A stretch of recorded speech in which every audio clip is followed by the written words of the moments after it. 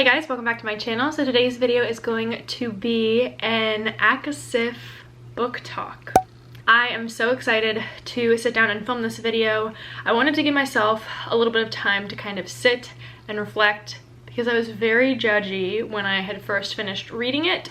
So I wanted to give myself a little bit of time, but I think I've settled and put all my opinions together in a coherent fashion so I won't be just rambling for like 40 minutes. But we've got the book here. This came out on February 16th, 2021. I did receive it as a birthday present, so thank you, Brenda, because this video would not be without her. So yeah, I read it physically, but I also did download it, the ebook. I wanted to address a couple things. First of all, I am not sick, it's just allergies, so if I'm sneezing or I sound like I have a runny nose, that is why. And then this is also going to be spoilery, so if you are not up to date on Sarah J. Maas's writing, I would advise you not to watch this video unless you don't mind being spoiled. I don't mind being spoiled, so I'm one of the people who just watch videos to watch videos.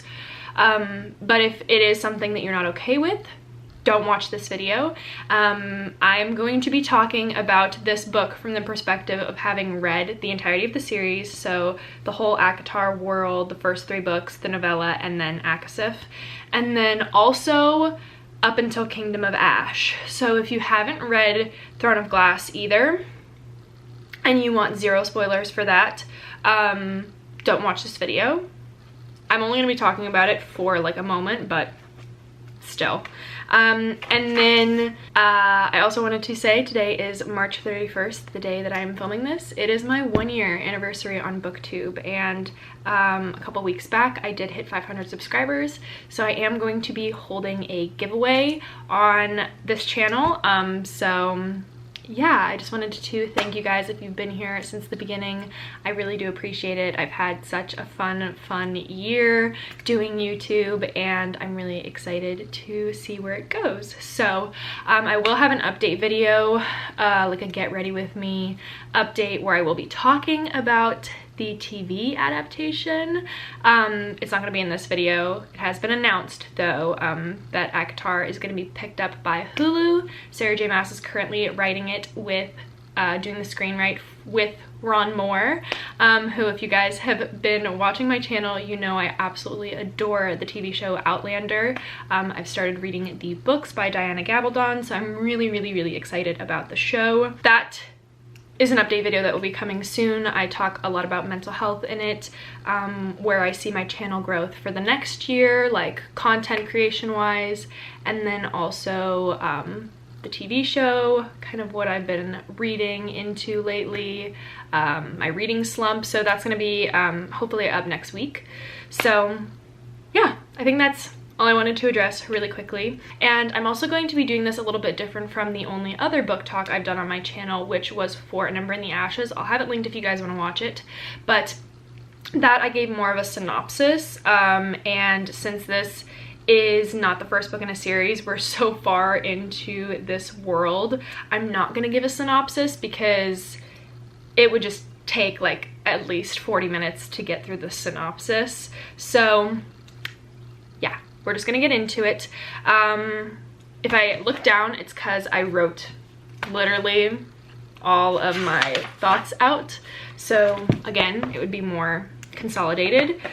So yeah, I read it as soon as it came out, and I ended up giving it 4 out of 5 stars. And even then, I felt like my rating had been very generous. I first read the Court of Thorns and Roses series 2.5 years ago, which is crazy to think about. And then I read the novella, I believe shortly after or as it came out.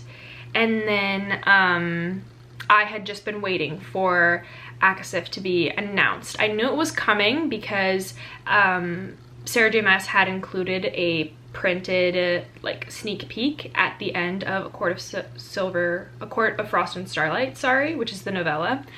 And I knew it was coming, but then we got Crescent City, and then we got A Court of Silver Flames. So there was like a pretty long break in between the books. So I do have a couple non-spoilery points really quickly. If you guys have read up to the novella and you're kind of like, should I read it? Should I not? I'm not the biggest fan of Nesta, but Cassian's hot. Like if you're kind of like on that aspect, I will say there are a couple selling points on it. First of all, this book is very training heavy, which I love, and I know a lot of people do love. So if that does interest you, I would highly suggest maybe picking it up. If you had any questions from the past books, again, this is if you've finished A Court of Frost and Starlight, any questions that you would have about the queens, the third sibling of the Weaver and the Carver from ACOTAR, like any of that stuff that has to do more with the continent, I would recommend reading. And if you wanted to know what sexy Cassian threw into the Cedra, I would also recommend you read it, because we find out. Very disappointing. We're gonna get into that in a second. So I broke up this book talk into going into the book, what I was looking for, what were my major thoughts while reading, and then what I am looking for the next book, and things that I will absolutely not accept. So yeah, I have a lot of thoughts. I do think I'm more on the controversial, unpopular side of opinions of this book, just because the best way I can describe it is I did not regret reading it, but I don't think it is Sarah's best work, personally. It read really similarly to a fan fiction. There are amazing fan fictions out there, and that's why I say it's some more of a fan fiction in the sense that a fan wrote it. A fan wanted everything to play out the way that, you know, we all wish and hope it could. But that's not that's not really realistic.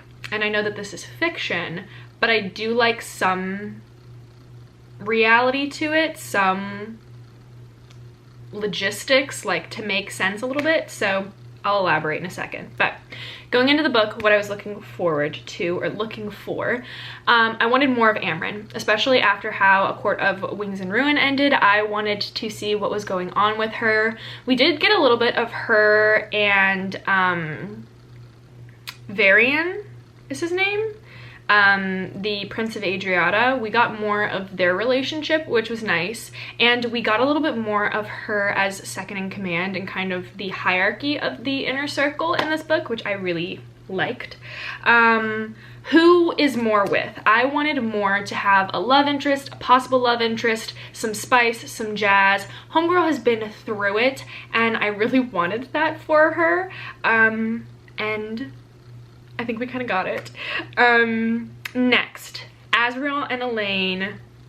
Is that something that could happen? Also, does Miss Elaine have any flavor to her? Does Sarah sprinkle in some spice with Miss Elaine? No. Again, I'll get into that. Nesta. I wanted, obviously this was a Nesta book, but I wanted definitely a redemption for her. At the end of the novella, there was a lot of tension within the family of sisters, within the inner circle, and I wanted things to get better. They just got out of the end of a war. I wanted them to have some happy moments. So I was hoping that that could get resolved, and it did. I'm really happy. A Phazan baby. We did get that. If you were caught up with Kingdom of Ash, you would not be surprised by this. This is where I'm going to talk about Kingdom of Ash really quickly. So if you don't want to hear any about that, skip to whatever timestamp I put up on the screen. But basically, Kingdom of Ash, I'm just going to give all like the names. We're going to talk about the names of the people as it is in the final book. So after Aelin has unlocked all the word keys and is flying through all of these different like universes, not universes, but just different like atmospheres, we realize that this is the Starlight. This is what is celebrated in A Court of Mist and Fury, A Court of Wings and Ruin. This is Starfall, and it's so beautiful. It is a really moving moment, and as she's flying through all of these worlds, we see a winged male and a heavily pregnant female. And if you have some brain cells to connect, you knew that that was Rhys and Feyre, and that is just so sweet. And she was like, oh my god, he's hot, like he's beautiful, and he like threw out his hand. So I wanted to see the opposite side of that. I wanted to see it from Rhys and Feyre's perspective, or at least see a little bit of it, whether it was from them or through another Inner Circle member. And then obviously an Aelin cameo. I wanted to see if we saw her in this book, just, you know, shooting across the sky. That was what I was looking for going into this book. Now we're gonna get into my major thoughts. This is where I think I come on the more unpopular side of things, just because I have been a fan of this book for over 2 years, and I had a lot of hype and expectation built up for it, and I'm not sure I got what I was looking for. The level of disappointment can kind of disappointment, very strong words here, can kind of be compared to how I felt with the Cardan novella, the How the King of Elfham Learned to Hate Stories. Curl Prince was the first YA series I ever read. I loved it. So that was a disappointment, but I still loved being back in the world, so I was taking it anyways. I was okay with it. Very similar to how I felt here, but I think that this was a necessary evil to get further into the story. So, first thoughts were, oh my gosh, I love Nesta and Cassian, and I do. I really, really do. I think that I think they were the most expected couple out of all of them. I think Rhys and Feyre even were a little like, wow, that was unexpected. But from the minute that Nesta and Cassian were on the page together, I was like, yes, like this is gonna be so good, but so dirty. So I was really excited for that. Nesta is probably also my most relatable character, especially in a point of how I deal with trauma and healing.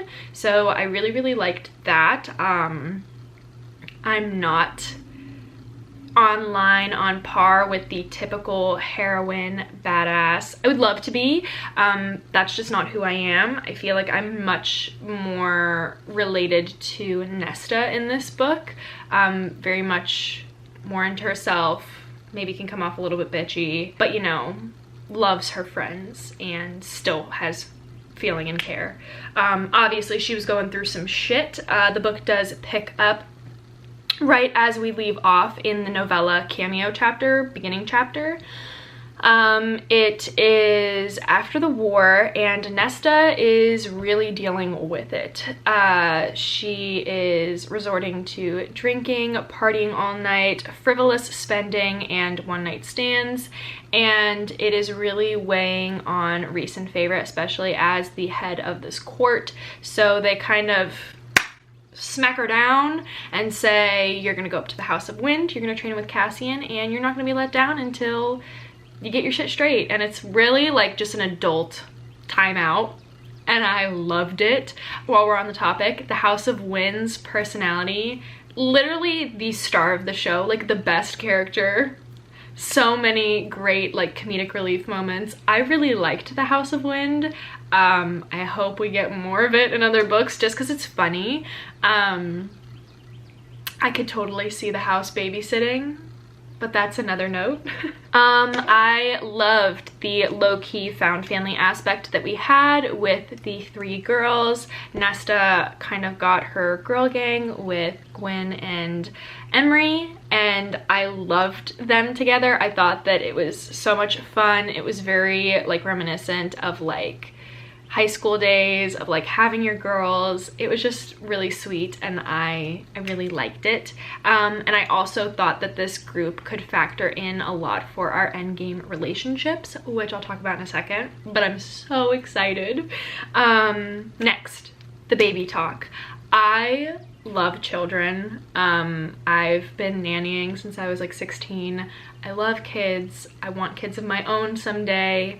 I loved the baby talk. Seeing the guys get so excited for Reese that he was gonna be a dad, and just being so supportive and like concerned but also like ecstatic for them. I was like near in tears. I was so happy for this group. I don't know, I really like that. I know some people might be like, ugh, gag, kids, like she doesn't know what she's in for, but I don't know, it was just so sweet and I really liked it. There are other aspects of it that I don't end up liking, but we'll get into that. Nesta's healing journey. Again, this made her very relatable for me as a character. I was able to relate. I feel like it's very much the closed off healing, where you like, not so much as run and hide, but just you run and take care of yourself first. Like you try and solve it with yourself instead of going and asking for help. I really relate to that. It's very much my personality, and I loved seeing that on paper. Yeah, I really like that, and I think it made Nesta super relatable for me. One thing I will say is, now we're kind of falling off to the tail end of my thoughts, just like major thoughts as the book comes to a wrap up. Things kind of wrapped up too perfectly for me. I definitely like a little bit of disruption, trauma, maybe like a little bit of something to shake things up, and especially with the girls getting put into why can't I think of the name? The blood rite. I always get the blood rite and the great rite confused, which we're going to talk about the great rite in a second, which is why I was kind of confused. But the blood rite. First of all, that was another thing, is like, even if you didn't read Kingdom of Ash, I felt like Feyre being pregnant was very as expected. Even like from the beginning, I was like, okay, this is going to get announced like within the next 50 pages. And then also the blood rite. They talked about it pretty early on with Ramiel, the name of the mountain. And so I was like, okay, that's probably gonna come up later, because why would she be talking about something that has nothing to do with them if they can't participate? You get what I'm saying? So I thought things tied up a little too perfectly with the blood rite, them getting kidnapped, them being dropped into it to become like Valkyrie, Illyrian, whatever, be considered warriors, and then them making it out all pretty much unscathed.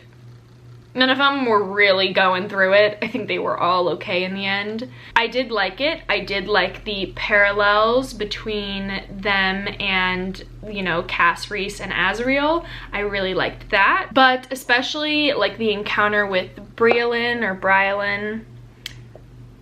I don't know. I just thought something else was gonna happen. Again, I think that this might be a necessary evil. Something, you know, not too much going on so that a lot can unfold and, you know, play on in the next books, because there were a lot of plot holes, at least for me.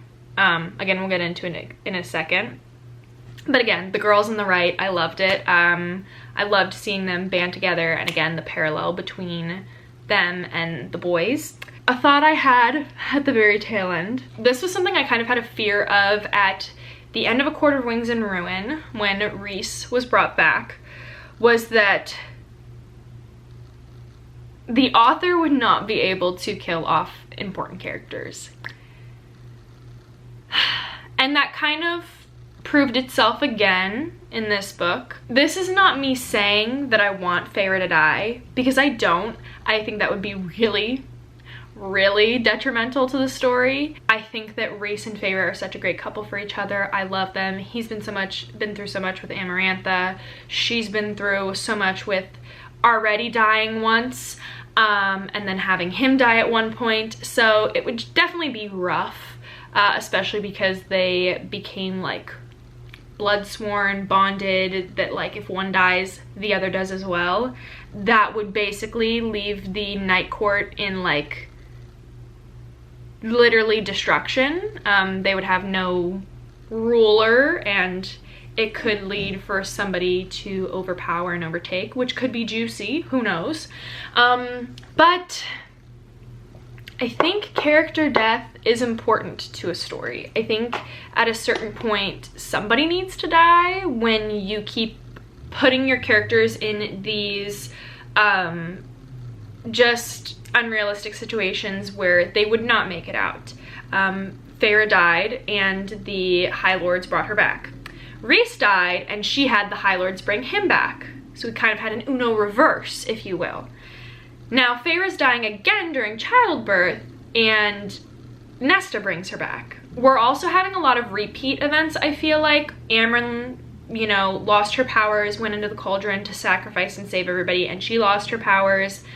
Nesta used the forbidden objects, the mask and the harp.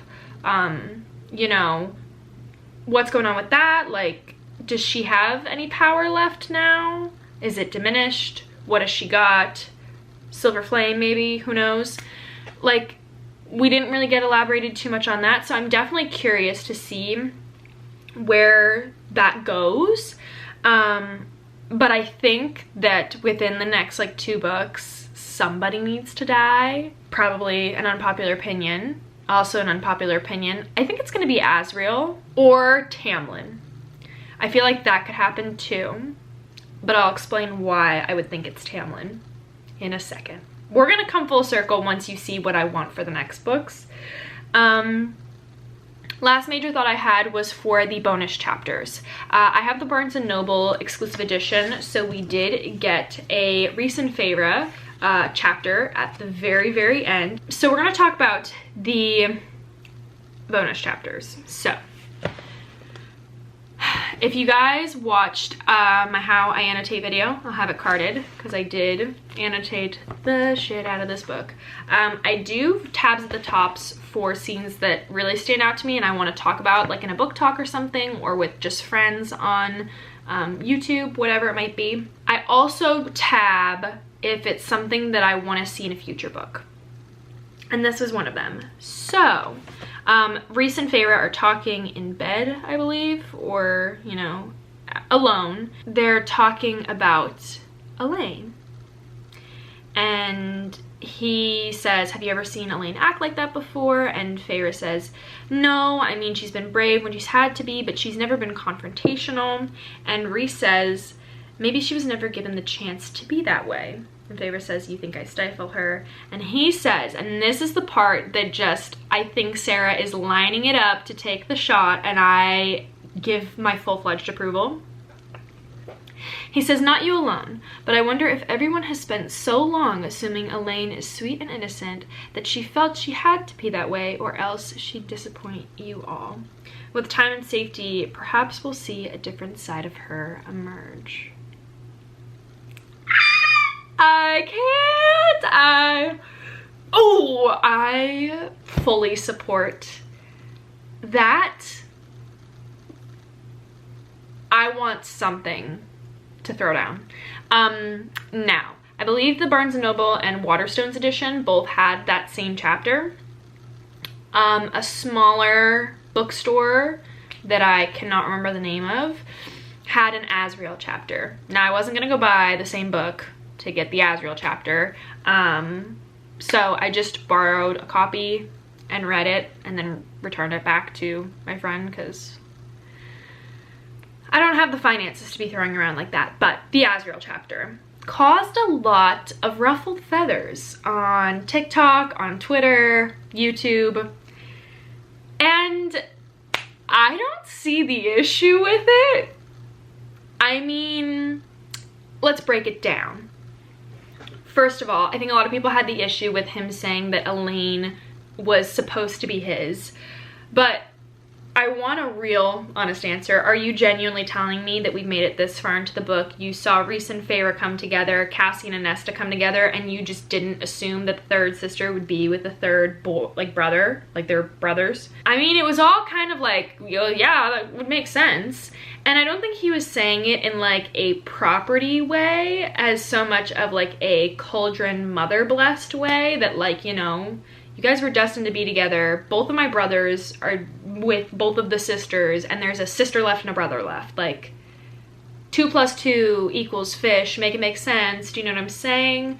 So then he, you know, got struck down by Daddy Reese. I really liked that. I was very just smooth sailing to see Reese really put on the High Lord cap and shut Az down in a very nice but also demanding way. And then he didn't give the gift to her, and he ended up giving it to Gwen. Reduce, reuse, and recycle, baby. I think it is a great shot for some drama later on. So, next page. What I am looking for in the next book. So, this is just in general, because I believe Sarah did say that if you read A Court of Silver Flames, then who the next book is going to be about would seem very obvious. Now, I feel like if you read the bonus chapter, it would seem very obvious. But if you just read the book and not the bonus chapter, I think it changes who it could be about, and I'm not okay. So, we're gonna talk about, in general, what content I wanna see for the next few books. Nyx. I want Nyx content. Once again, love kids, love babies. I wanna see this toddler shine. I want chapters of, you know, Cass and Azriel flying with him. I want babysitting chapters. I want, you know, Feyre and Reese experiencing how to be new parents. I want it all.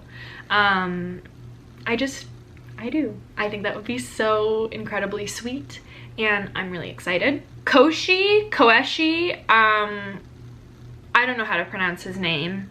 The third sibling to the Weaver and the Bone Carver. He just like flew into the air and nobody had a problem. Along with that, the other object, the forbidden object that they had mentioned, I feel like that could play into another book. I'd like to see where that goes. And Koeshi. Maybe we have some drama there. I'd be excited. Non-negotiable. Maura and Emery. There's no wiggle room here. Sarah, if you're watching this, by God's grace, just give it up. Please.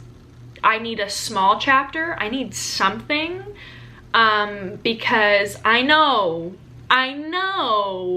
that they would be great. I have seen fan art for them, and I am, you know, yay close to getting art prints and putting them all over my walls. I ship Maura and Emery so hard, it's not even funny. And I'll leave it at that. Next. I want to see Elaine be a bitch. I do. No ifs, ands, or buts about it. I want to see her scream in people's face. I want to see hair pulling, a smackdown maybe. I want to see somebody. I want to see her snap, and then I want to see somebody put her in her place. Because I know it's like boiling at the surface. I feel like it might have something to do with Lucien, because she doesn't want to be his mate. I feel like she's not feeling the spice. She was like, you know, looking at Azriel like, hey. So like, you know, she might be pissed about that. And she's not wrong. So sometimes the mother picks wrong couples. We saw that with Reese's mom and dad. And I'd be okay with it. Again, they kind of prefaced it in the bonus chapter with Reese and Feyre, and then it kind of, you know, continued on with Azriel's bonus chapter, because would it not be so juicy if, you know, Elaine sees the gift that was meant for her with Gwen and is like, cute. Like, could you imagine one of those, you know? Cute. Like, I would punch her in the face. A Tamlin redemption, last one. Is he a daddy? I want to know. We kind of got a little illusion. Sarah, saw what you did there. When Gwen was talking about her and her twins' father. Her and her sister were a product of the Great Right. Calamine lotion. You know, that would be so good for him to be a father and then just be like, could it also be Lucian's though? Because sometimes Lucian said that he would stand in place for Tamlin, and Gwen has red hair. Imagine one of them being a father. It would give Tamlin such a good redemption arc, and I think that he kind of deserves one. I'm trying to let go of the hate in my heart, and especially with the TV series coming up soon, I know that people are going to fall in love with him again. That's what she wants. Now, if the book is an Asriel book, what am I looking for? His mom. I think that his mom is a priestess, and maybe his mom will meet Gwen before his mom meets him, like re-meets him. Because imagine she's like, oh my gosh, I had a son, and you would be perfect for him, but I haven't seen him in so long. And then he's like, surprise bitch, it's me. That'd be just... Also, Elain and Asriel. I think that there needs to be a fight scene between Asriel and Lucian. Now I know it could be problematic. Lucian is like their best contact to like day, spring, autumn, the human realm. But like, think about just the testosterone and the brawling. I'd be down for it. Now, if the book is about Elain and her path, because they could like interject, like, you know, go together, or they could be two separate things. I want Lucian to find out about his dad, his real dad. And then I kind of want to see him as king of the day court, right? Day court. I would love to see that. Him as king, or like heir of the day court, giant crown, Elain by his side. That would be, I could get with that. I could get past it and accept it. Absolutely unacceptable. Our final category. Mora and Eris. If I see them on the page and somebody is not swinging, I'm just gonna stop reading. I think I'll collectively give up on the series as a whole, because that would be so disrespectful to Mora. Unacceptable. We literally had a coming out arc for her. I want to see her with Emery. I'm not asking for a lot. If the next book is about Lucian, Vassa, and Jurian, I'll just say no right now. I'll just give up. I'll put my investment into another series, because I don't think I could get through like 50 pages of them on the same page. I just don't care. I think that she's gonna get dragged, Vassa is gonna get dragged into whenever we see Koshi again. But I also think that there could be some drama with Elain and him. Because why not? But that is all. Those were my very long-winded thoughts about this book. I hope they made sense. I absolutely would probably not read it again. I'm gonna say that. But the story was just, I don't know. Once was enough. You know what I'm saying? I'm also already in a reading slump, and I feel like reading this for a second time would just put me in a hole. So that's that. I hope you guys enjoyed this video. Let me know what your guys' thoughts were on the book. I tried to really consolidate my thoughts. If I have any more while I'm editing, I will try and leave them in the description, so check that out. And then I would love to chat with you guys in the comments about your thoughts on the book, the series, where you think it could go, what you're looking forward to, what you didn't like. And I'll definitely try and keep a chat going with you guys down there, and I'll make sure to pin any comments again if I have any thoughts post upload. Yeah, that's gonna be it for me today, guys. I hope you enjoyed this video. Thank you guys for sticking with me for 1 year on YouTube and 500 subscribers. Thank you. Thank you. So that's gonna be it for me today, guys. I hope you enjoyed this video. I hope you guys are having such a great day, and as always, I will see you guys in my next video. Bye.